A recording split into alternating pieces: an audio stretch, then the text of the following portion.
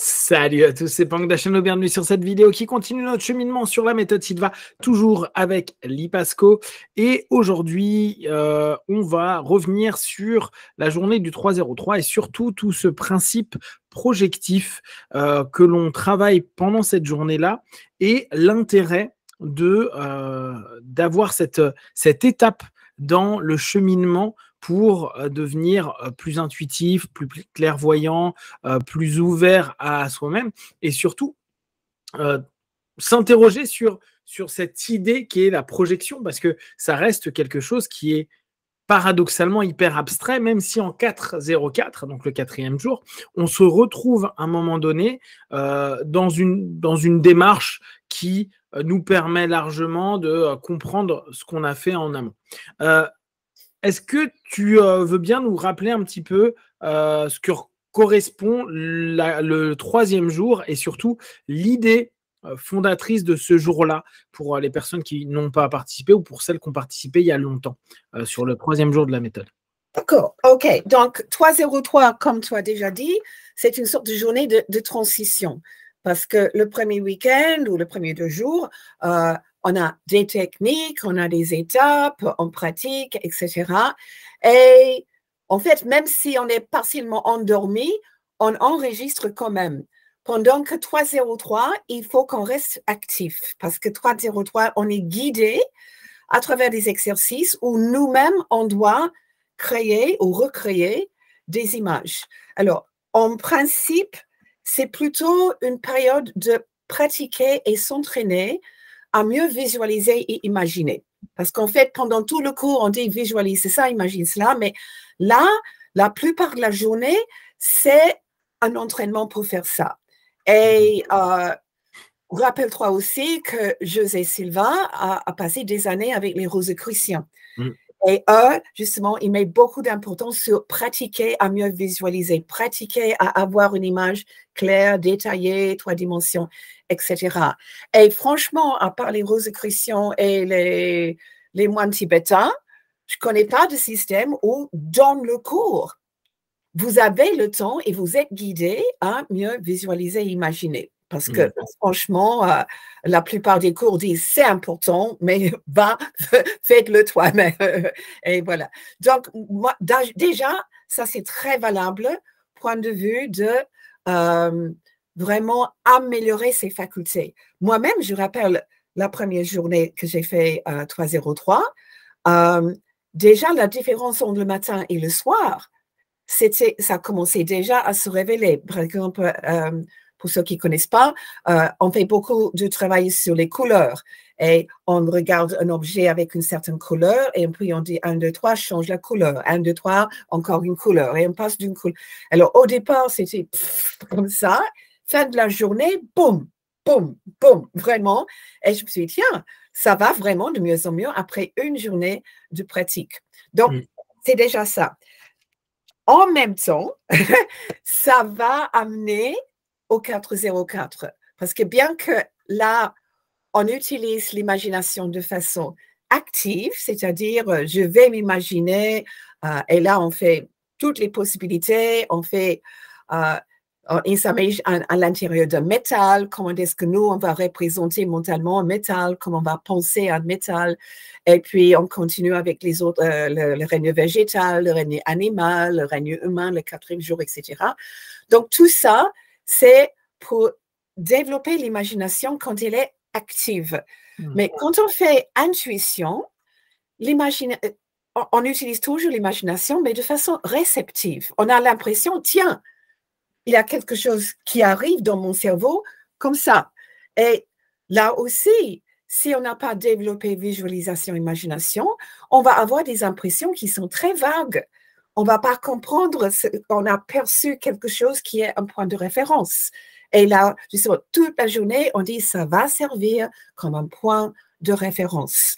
Donc, pas simplement pour mieux stimuler votre imagination, pour justement créer une journée parfaite ou visualiser un but, mais aussi pour être mieux, pour recevoir des informations, pour les reconnaître. Rappelle-toi que tout au départ, quand on crée l'écran mental, on dit, vous allez utiliser l'écran mental pour mieux visualiser et imaginer. Et comme ça, tu vas avoir une meilleure mémoire, une meilleure blablabla, et une meilleure clairvoyance. On parle déjà de clairvoyance au début de 202. Ouais. Et plutôt utiliser l'imagination pour recevoir.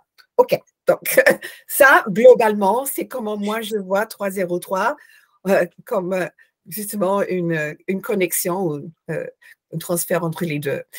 Ah, et puis bien sûr, il y a aussi le laboratoire et les conseillers à la fin de 303. Ouais, mais j'ai envie de dire, le laboratoire, il redevient très concret. Tu vois, Ouais. autant je trouve que en amont, on peut toujours s'interroger à se dire, mais attends, pourquoi ces changements de couleur, pourquoi ces rythmes-là, pourquoi rentrer dans des règnes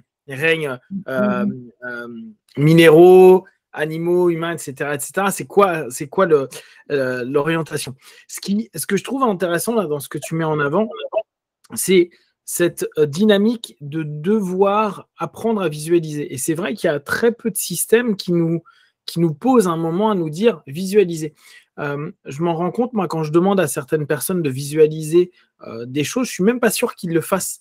Ils y pensent. Alors, y penser, c'est une façon de visualiser, mais l'idée, c'est de pouvoir restructurer et à la limite pouvoir zoomer, dézoomer, pouvoir être vraiment libre de l'accès à l'information que l'on crée déjà. Et j'aime bien cette notion que tu as mis en avant de avoir une imagination de création, une imagination de réception. Et cette notion-là qui nous permet de nous dire que, tiens, bah, c'est peut-être mon imagination qui me fait dire ceci ou cela, mais effectivement, c'est super chouette. Et il y a plein de personnes qui disent ouais, bon, peut-être que je rêve, ou peut-être que je dis n'importe quoi, ou peut-être que j'imagine, mais je vois quelque chose par rapport à ça. Et en fait, c'est déjà une réception. C'est une réception, en tout cas, de son intuition. On n'est pas en train de dire que c'est forcément plein d'autres choses, mais de l'ensemble des paramètres. Cette notion de visualisation,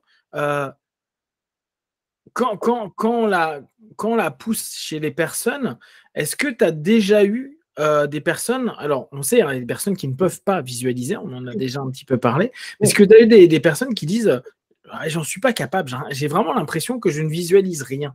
Est-ce que tu as eu des personnes qui, même après cette journée du 303, disent bah non, j'arrive pas à me projeter dans le métal ou dans un animal, etc. Parce que c'est quelque chose auquel j'ai l'impression que je ne peux pas faire cette démarche-là. C'est-à-dire qu'on passe même là à la notion imaginaire plus que visualisation, parce que je me projette dans quelque chose, je ne sais pas la réalité. Est-ce que tu as eu déjà des personnes qui bloquaient à ce niveau-là et qui, au bout du compte, se bloquent à partir du 303 et qui vont avoir un peu plus de difficultés sur le 404, même si ils vont s'apercevoir dans l'action que souvent, ils ont des intuitions qui sont intéressantes. Ça t'est déjà arrivé, tout ça?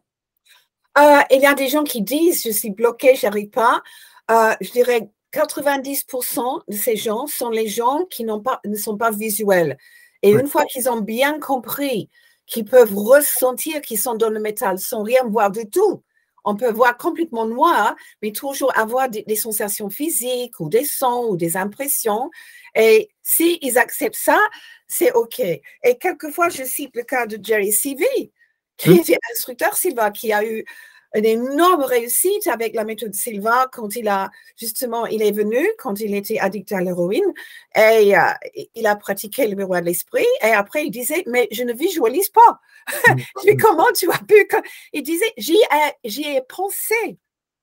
Donc, pour lui, c'était pas visualiser, parce que pour lui, visualiser, ça voulait dire, je vois une forme, une taille, la couleur, tous les petits détails, et c'est ce qu'on encourage. Exact. Et effectivement, aujourd'hui, il visualise super bien de ce point de vue. Mais à l'époque, non. Mais il disait, une fois que quelqu'un m'a dit, oh, mais donc, ne t'en fais pas, simplement pense-y. Ouf, tout d'un coup, ça l'a libéré d'accepter n'importe quel type d'impression qu'il pourrait avoir. Donc, justement, la plupart des gens qui disent je suis bloqué, en fait, ils sont bloqués parce qu'ils croient qu'ils doivent visualiser dans les petits détails comme si on voit. Et s'ils acceptent qu'on peut penser, normalement, ça va. Et ce passage de la visualisation à l'imagination, justement, moi, j'ai constaté que beaucoup de personnes, si tu leur dis, bah, imagine que tu rentres dans un arbre ou autre, il y en a plein qui vont dire, mais c'est pas possible. Comment Alors, d'un point de vue hypnotique, hein, je peux très bien l'expliquer. On fait un contournement de facteur de jugement, donc on diminue le jugement, donc la personne va se dire « je suis la suggestion et je rentre dans l'arbre », pourquoi pas. Mais est-ce que tu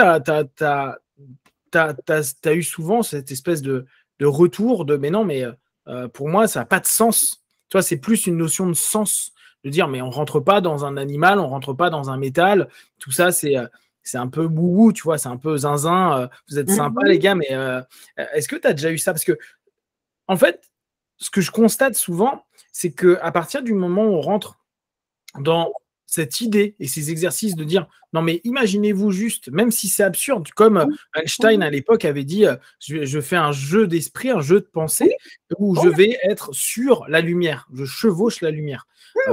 Dans l'absolu, oui, c'est absurde. Voilà, ça peut sembler absurde, mais rien ne nous empêche de le faire. Comme quand on était enfant et qu'on imaginait qu'un ourson parlait, quoi. Dans l'absolu, ça n'a pas de sens, mais on l'a accepté. Est-ce que comment tu gères ou comment tu fais pour apaiser les personnes qui justement se disent non mais Lee, là, tu me demandes de faire un truc, moi j'y crois pas. Et pourtant, en plus, c'est cool parce que souvent tu nous fais toucher le laiton, tu nous fais toucher le plomb, tu nous fais toucher, tu nous fais passer à chaque fois ces métaux-là, qui est plutôt chouette. Donc en plus, on a déjà on l'a regardé, etc. Après, on laisse aller notre esprit, mais comment tu arrives à débloquer les personnes qui disent non mais là c'est n'importe quoi. Tu sais, je relisais sur un ouvrage de c'était qui? Si, c'était Robert Stone qui disait en gros imaginez-vous que vous êtes à tel endroit et que vous visualisez ce qui se passe à cet endroit-là à ce moment-là. Vrai ou faux? Il dit pour l'instant amusez-vous là-dessus. Il y a plein de personnes qui vont dire mais non mais moi je suis pas médium, je suis pas voyant, je suis pas ce que tu veux. Comment t'apaises ces personnes-là ou comment tu les fais rentrer? Parce que pour moi, il faut le prendre comme un jeu. Comment tu les fais rentrer dans ce jeu-là? OK, alors ça dépend bien sûr de la personne, mais il y a plusieurs façons. D'une part, je peux simplement dire oui, bien sûr, c'est impossible, mais fais comme si. OK? Ouais, Et souvent, ça parce qu'ils ont l'impression que ça doit être vrai pour pouvoir l'imaginer, mais fais comme si. Et puis, si ils sont toujours un peu bloqués, je dis écoute, est-ce que tu regardes les films qui sont fiction? Est-ce que les livres qui sont fiction? Donc, c'est pas vrai, mais tu te donnes quand même la permission d'imaginer que tu vois ces personnages. Et puis, surtout, si tu es fanat de Harry Potter ou Jeu des Trônes ou Le Seigneur des Anneaux, tout ça, c'est totalement fictif. Il y a des dragons et tout ça, mais vous vous donnez la permission quand même de l'imaginer. OK? Et donc, il y a aussi ça. Et puis, s'ils sont vraiment stricts, je cite le cas d'un physicien où justement, on était en train de dire, et puis on va rentrer dans l'imagination pure, tu es devant le mur, et puis tu vas imaginer que tu entres à l'intérieur du mur. Alors, puisque c'est impossible, tu dois l'imaginer. Et quelqu'un dit, mais comment je peux imaginer ce qui est impossible? Et un physicien dans le cours dit, si, quand même, c'est possible. Et il dit, il faut que tu imagines que le mur, il n'est pas solide. Et ça, c'est réel, il n'est pas solide. À un niveau subatomique, il y a des espaces vides, il y a des petits atomes. Et vous êtes pareil. Donc, imaginez que vous poussez contre le mur et avec le temps, petit à petit, les atomes dans ton corps vont rentrer à l'intérieur des atomes qui sont le mur et tu seras à l'intérieur du mur. Et la personne dit, oui, mais ça va prendre du temps. Oh oui, dit peut-être 10 000 ans, mais c'est possible quand même. C'est intéressant justement de citer que même les physiciens disent, oui, il y a les moyens. Pour lui, c'était comme lui, il s'imaginait à l'intérieur du mur. Il a imaginé que ces atomes se sont, interagir avec les atomes du mur. Oui, bien sûr. D'accord. Donc voilà certaines des choses que je dis à des gens qui sont bloqués. Là, ce que je trouve peut-être le plus pertinent et le plus simple pour tout le monde à capter, c'est les livres, effectivement. Même pas science-fiction. Regardez le nombre de fois où on lit un bouquin, on peut dire j'ai pas d'imagination. Alors, c'est amusant parce que est-ce qu'à ce moment-là, c'est de l'imagination ou est-ce que c'est de la visualisation dans un livre? Mais si c'est une histoire, un roman, et ce sont des gens que tu n'as jamais rencontrés, ça deviendra de l'imagination. Des émotions que tu n'as jamais vécues, tu t'imagines dans la place des participants et voilà. Et tu sais que ça n'a jamais arrivé, c'est de fiction, c'est uniquement quelque chose que l'auteur a imaginé, et puis tu le joues un peu et tu ajoutes ta propre imagination. Donc cette notion-là, tout le monde, tout lecteur le fait. Parce que un des points qui est assez amusant, et là tu prenais Harry Potter ou tu prenais Le Seigneur des Anneaux, mais dans tous les ouvrages qui ont été adaptés au cinéma, il y en a plein qui disent « Ah mais moi je voyais pas ça du tout comme ça ».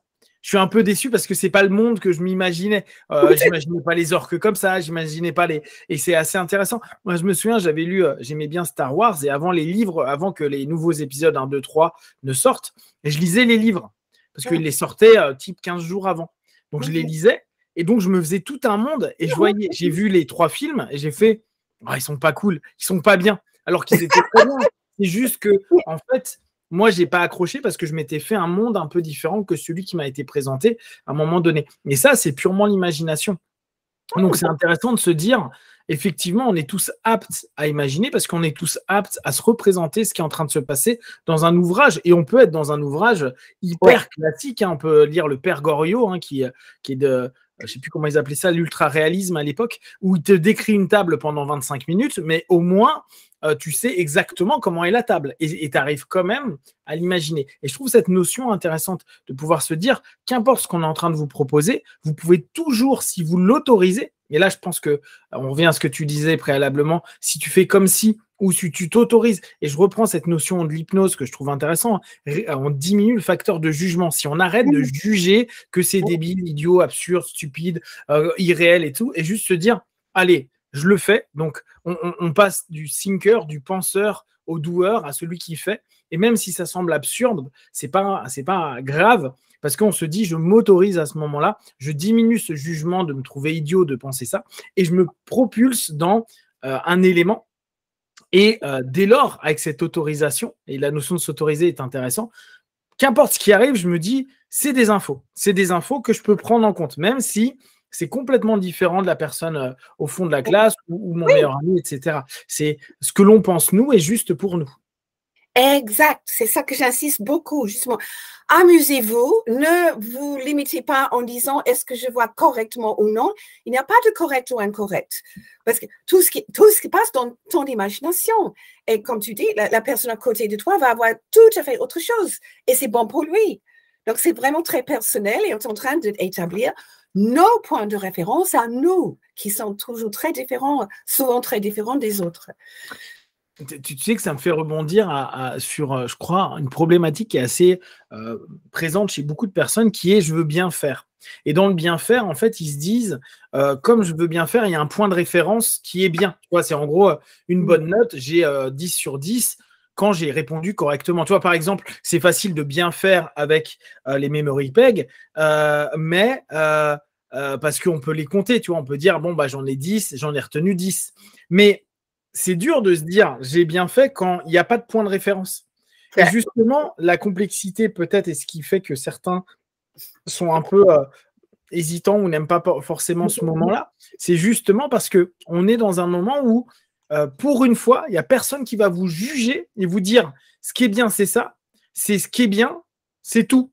Mais c'est vous-même qui allez en créer le cadre. En fait, peut-être le moment difficile du 3-0-3 et de ce moment-là, c'est de se dire, bah, pour la première fois de toute la méthode, je deviens complètement libre de créer les éléments tels que je le souhaite, moi. Je deviens moi-même. En fait, c'est le moment où la méthode devient ma méthode. C'est le moment où la méthode Silva, c'est plus à Silva, c'est la méthode de Lee, la méthode de Pank, c'est la méthode de n'importe qui à ce moment-là. Parce que il n'y a pas quelque chose de bien. Il y a, bah, toi, tu vois, je sais pas, moi, quand je rentre dans certains métaux, j'ai froid, et d'autres vont me dire, bah, moi, c'est neutre ou c'est dur. Bah, ok, bah, on a chacun nos trucs, mais ça ne veut pas dire que ce que tu vois ou ressens est faux, ou que ce que je vois ou ressens est faux. C'est mon point. C'est quand on dit créer les points de référence, si on veut utiliser une autre sémantique, ça serait créer votre cadre de perception, votre cadre de communication, votre cadre d'imagination, votre cadre après avec l'ensemble des éléments. Et ça vous permet de vous donner vos codes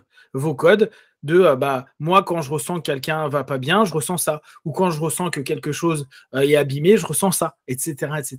Mais c'est le moment un petit peu, tu sais, où on libère, où la personne, elle est guidée, hein. On la guide petit à petit à dire, imagine cette couleur, cette couleur, cette couleur. Mais au bout du compte, la personne ne peut pas se référer à se dire, non, mais je fais bien ou je fais mal. Tu vois, cette notion-là, elle est complexe. Elle est assez difficile à admettre. Tu as déjà eu ce type de retour du genre, j'ai l'impression que je fais pas bien ou c'est pas bien fait? Justement, et c'est pour ça que je dis, écoute, par exemple, si tu vas à l'intérieur du mur et tout d'un coup, tu as l'impression que c'est violet, tu vas dire, ah non, c'est pas bon. Mais si, qui t'a dit que c'est pas violet? Mais justement, pour toi, peut-être la lumière à l'intérieur du mur est violet. Donc, c'est bon pour toi. Il n'y a aucune, comme tu dis, il n'y a aucune comparaison avec des références extérieures pour dire, ah, tu es arrivé 50%, ou 80%, ou 100%. Non, tu as trouvé quelque chose qui est le tien. Et plus tu travailles, plus tu développes des points de référence et plus, justement, tu sens, ah là là, je commence à faire du bien parce que c'est de plus en plus facile. Au départ, on est un peu, mais qu'est-ce que je fais ici? mais petit à petit, on développe ça. Mais il faut qu'on commence quand même. C'est vrai que, en fait, plus les personnes vont le faire et plus ils vont retourner, par exemple, dans des murs et qu'à chaque fois qu'ils vont aller dans des murs, ils vont voir du violet, par exemple, plus ils vont se dire, tiens, c'est la même chose. Et c'est parce qu'ils vont renouveler l'expérience à plusieurs reprises qu'ils vont pouvoir se dire, moi, quand je rentre dans un mur ou quand j'ai cette sensation ou quand j'ai cette couleur, ça veut dire qu'il y a un mur quelque part ou qu'il y a quelque chose qui bloque ou il y a quelque chose qui est dense ou qu'importe. Hein, après, chacun va avoir son explication. Et c'est là où c'est vrai que c'est intéressant de faire ces jeux, même régulièrement chez nous. Et on ne pousse pas forcément les apprenants ou même les diplômés à le faire, mais vous amusez de temps à autre à vous mettre face à votre cafetière, face à du verre et autres, et vous amusez à nouveau à rentrer en contact. Parce que ça peut être sympa régulièrement, et on peut reprendre l'exemple des voitures qui ne démarrent pas ou des problèmes, ou le super exemple que tu avais donné avec l'image que tu avais du moteur, du problème qui avait le piston, qui avait comme problème, etc. Plus on va le faire, plus on aura réellement des notions qui vont dire, ah bah ça c'est... Ah, je pense que c'est plutôt quelque chose qui est en bois, qui est cassé, ou c'est quelque chose qui est en métal, ou tel élément. Et plus vous allez le répéter, plus ça va vous libérer. Et surtout, vous allez vous dire, OK, je peux avoir confiance parce que ça fait 50 fois qu'en faisant cet exercice ou en projetant mon intention quelque part, j'ai le même retour quand c'est du métal ou quand c'est électronique ou quand c'est telle ou telle chose. C'est vrai que ça, c'est pas quelque chose qu'on pousse particulièrement en dehors du cours. Est-ce que tu aurais des exercices justement pour les personnes qui ont envie de continuer? Alors, il y a les cas, on est bien d'accord, hein, mais hors cas, est-ce que tu as des exercices comme ça de projectifs sur lesquels les personnes peuvent compléter ce moment-là? Justement, parce que puisque dans le cours, on fait 4 métaux et on fait une ou deux feuilles et on fait un animal domestique. Et quelquefois, j'encourage les gens qui répètent le cours, justement, ne fais pas les mêmes métaux, fais autre chose. Et en fait, j'étais inspirée à faire ça tout au départ de mes cours. Il y avait une femme qui était, qu'est-ce qu'on dit, bijoutière et elle fabriquait les bijoux. Donc, elle travaillait de l'or, de l'argent, des pierres précieuses. Et après avoir fait les métaux, il dit, tu sais, j'ai vraiment envie de faire telle chose. Il dit, mais pourquoi pas? Tu n'as pas besoin maintenant de moi qui te guide. Alors, va expérimenter d'autres substances, d'autres feuilles, d'autres plantes, d'autres animaux. Et tu continues justement à améliorer ta visualisation, ton imagination, d'une part, et d'une autre part, tu es en train de continuer à créer des points de référence. Et c'est vrai, au départ, surtout la première fois qu'on le fait, on dit, mais qu'est-ce que je fais ici à l'intérieur de métal? À quoi ça sert? De connaître l'odeur de plante, par exemple. Alors, je ne sais pas si je t'ai raconté, mais c'était un stagiaire dans un des cours d'Edouard Philippe, qui était directeur dans le Sud, qui m'a raconté. Et cette personne travaille en cas, pour un être humain, bien sûr, et puis tout d'un coup, il dit, mais c'est très bizarre, j'ai l'odeur que j'ai eue dans le plomb. Et il le dit. effectivement, un des problèmes, c'était un empoisonnement de plomb dans le corps. Il a détecté avec le sens d'odeur. Donc, donc là, son point de référence, c'était vraiment direct. Mais c'est vrai qu'on peut développer des centaines de points de référence qu'on ne va pas utiliser de façon aussi directe. Mais là, ça m'a vraiment marqué. Hein? Quelque chose qu'il a fait dans le 303, référence directe. Ça c'est chouette. Là, tu vois, pendant que tu étais en train de parler, j'étais en train de réfléchir quel exercice on peut donner. Et je pense, et tu parlais des animaux, je pense animaux-plantes. La communication animale, elle se base complètement sur cette projection-là. Hein. Pour les personnes qui y connaissent un petit peu, alors la communication animale veut qu'en gros, on puisse communiquer avec nos animaux dans un monde subjectif hein, complètement et où on a suffisamment de références pour comprendre ce que dit ou ce que voit le chat ou ce que perçoit le chat. Ou là, je pense au chat, mais ça peut être votre cheval, ça peut être votre chien, ça peut être votre tortue, hein, c'est pas important. Et vous allez avoir, plus vous allez le faire, plus vous allez avoir des points de référence de il a mal quelque part, il n'est pas bien, il y a quelque chose qui se passe pas correctement ou au contraire, il me demande quelque chose et qui va être de plus en plus juste. Alors, juste. Après, on est toujours relatif. Votre chat, quand vous allez vous rendre compte que votre chat ou votre chien est malade et que vous le percevez, vous dites tiens, j'ai scanné, je suis rentré dans toutes les parties et puis j'ai l'impression qu'il y a son estomac ou il y a son truc qui ne va pas et que vous c'est le vétérinaire et qui vous dit non mais effectivement il a un problème à l'estomac, bah là vous pouvez valider quand même votre point de référence et de vous dire je suis dans le juste. Mais je pense que c'est si vous avez des animaux ou si vous avez des plantes, hein, tout le monde n'a pas d'animaux, mais des plantes, il y en a plein qui adorent les plantes. Les plantes, c'est aussi intéressant. Moi, je n'ai pas du tout la main verte. Mais à l'époque, je m'amusais à faire des tests sur un bonsaï. Et mon bonsaï, il mourait. Puis après, je disais non, mais qu'est-ce que j'ai pas fait et tout, blabla. Donc, je lui envoyais plein de trucs à dire non, mais reviens et tout. Il revenait, me remettait une petite feuille. Il revenait un peu. Et puis après, il remourait. Et je dis non, mais attends, j'ai encore fait quoi? Et puis il me disait ouais, mais tu fous toujours trop d'eau. Alors, je mettais trop d'eau. Et j'en ai un qui a tenu 4 ans comme ça. Où au bout d'un moment, il devenait beau. Bon, après, malheureusement, il a fait très très chaud chez moi, ça l'a tué pour de bon. Mais, et ce coup-ci, j'ai pas mis assez d'eau, tu vois. Mais c'était intéressant. J'étais en train de parler à mon bonsaï, genre, mais vas-y, dis-moi ce qu'il faut que je fasse, j'en ai marre, tu fais que de mourir. Et en fait, je pense qu'avec les. Tu sais, vous dire que tu l'aimes, il faut pas le menacer. Moi, tu sais, j'engueule tout le monde. C'est ma manière d'aimer les gens, j'engueule. C'est genre, je fais attention à toi. Pousse. Oui, c'est vrai. Mais tu vois, et n'empêche que j'ai capté que c'est vrai que je mettais toujours plein d'eau. Et à un moment, bah, j'ai compris que c'était pas bon pour moi. En tout cas, pour ce type de bonsaï-là, c'était pas une bonne idée, tu vois. Et je pense que ça, c'est des trucs amusants, sympas, avec ces animaux. De toute façon, au pire, bah, il n'y a rien, mais c'est toujours sympa de pouvoir potentiellement se projeter et se dire tiens, qu'est-ce qu'il est en train de vivre, qu'est-ce qu'il est en train de ressentir, qu'est-ce qu'il est en train de se passer. Amusez-vous à vous projeter dans les ronronnements de votre chat. C'est amusant ça. Votre chat ronronne, rentrez, dites-vous comment c'est le ronron ou qu'est-ce qu'il vit au moment où il ronronne. Et vous allez vous rendre compte qu'il y a des ronrons qui sont des ronrons où là, il ronronne pour lui. C'est-à-dire, il n'est pas à l'aise, il y a du monde et tout, et pourtant, les gens le caressent, il dit ah, il ronronne. Et en fait, quand on rentre dedans, il se dit bah non. En fait, il est en train de se rassurer. N'oubliez pas, le ronronnement peut être aussi ça. Et des ronronnements qui sont pour vous remercier et pour vous dire ah, tiens, je te partage un petit peu de plaisir. Et qui est un autre type de ronronnement. Et c'est amusant de voir la différence. De se projeter et se dire tiens, c'est pas le même ronronnement. Ces petites choses-là, c'est amusant et ça vous permet de vous donner. Alors après, est-ce que, là encore, hein, et on va en parler en deuxième partie, mais est-ce qu'on se fait tout un film ou pas? Pour l'instant, on ne peut pas vous dire. Mais il y a quand même des choses étonnantes quand on recroise. Se dire, tiens, bah, j'ai ressenti ça sur mon animal, on va voir le médecin dit qu'il a un problème là-dessus.